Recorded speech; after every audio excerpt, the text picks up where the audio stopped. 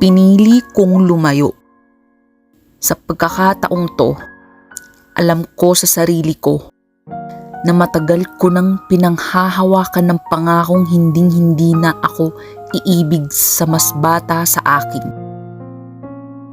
Dahil alam ko rin naman na walang kahulugan, walang malinaw na ibig sabihin ang tayo. Hindi ba?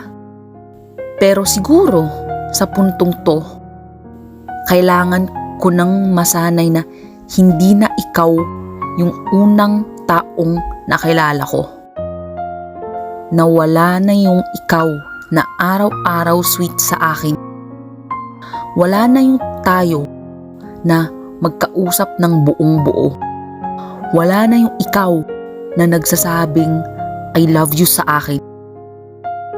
At oo, wala naman akong karapatang masaktan dahil hindi naman talaga tayo. Pero hindi ko maintindihan ng sarili ko. Siguro bilang kaibigan lang, nasanay ako sa dating ikaw nung una kitang nakilala. Kaya sa puntong to, dumidistansya ako, lumalayo ako.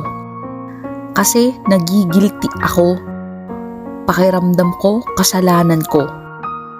Na sa oras na yon, ikaw ang napagbuntungan ko tuwing dinaratnan ako at nadadala ako ng init ng ulo ko.